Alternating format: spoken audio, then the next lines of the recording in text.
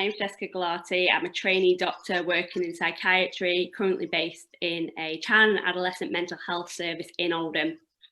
So for those of you not familiar with the geography of Oldham, it's a town about 8 miles north of Manchester, and it's been well known for its ethnic diversity, with the first migrants coming from Pakistan in about the 1950s. Year on year, it's increased its population. We're now having an ethnic minority of around 22.5% compared to the UK average of about 14%. At the last census in Oldham as a whole, it shows that it's less healthy compared to other UK towns, with higher unemployment rates being one of the key factors. So this is just a bit of a background as to why I'm presenting it today and to understand a little bit more about where the population comes from as a child. So in our service, ADHD is one of the most common presentations to a child and adolescent mental health service, with a prevalence in the UK of about 3 to 5% and perhaps a little bit higher. The diagnosis is made using teacher and parent reports initially, then followed on by clinician review. So what clinicians had noticed in our department is that a high disproportionate amount of white British people were attending this service compared to the population that they came from. So what we decided to do was to test this hypothesis further and to do a cross-sectional observational study. We had access to a nurse-led ADHD clinic, so that meant that we had an Excel database of key demographics, which we selected being age, gender and ethnicity, maintaining patient confidentiality. This was conducted in October of this year. Following on from this, we also did a literature review to see if what we were observing locally was expressed more nationally or globally, and what were the rates of ADHD in ethnic minority populations. So what were our results? Well, out of 120 children allocated to the database, we found that the average age was 12, the modal age was 14, and 84% of the data was occupied by males. And this is well known in the ADHD literature that males are predominant in this field. So looking more interestingly at the ethnic results, so if we look at diagram 1, this shows that the white proportion, which we know from our observations, what we thought, accounts for 94%, with ethnic minorities only accounting for a total of 6%. Now compare that to diagram 2, which shows Oldham population statistics, white British accounting for 77.5%, Pakistani 10.1%, Bangladeshi 9.3%, and Afro-Caribbean 1.2%.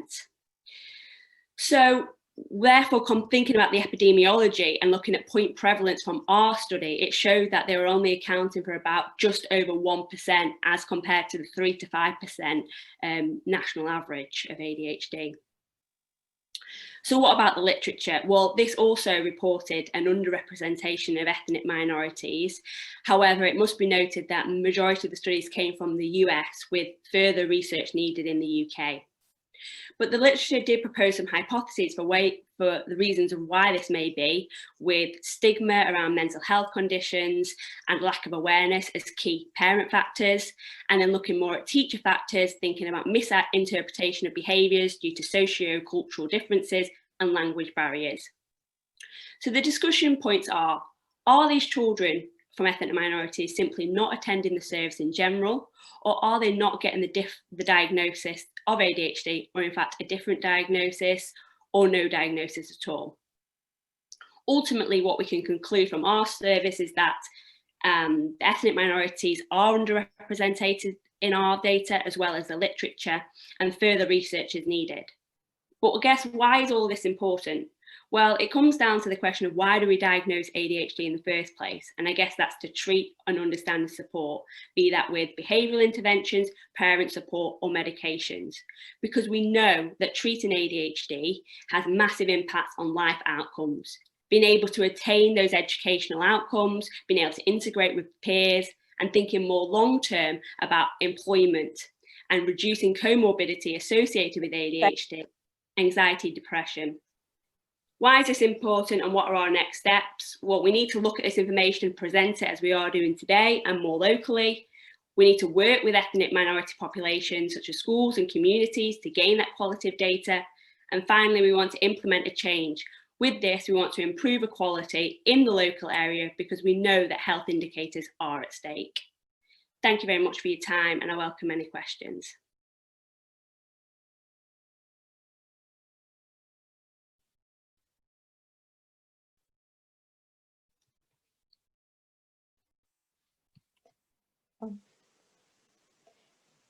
Thank you, Jessica. I just have one question in terms of the particular approach. Is there any thoughts around how we can continue to expand getting more data on this in terms of further studies or further work from a research point?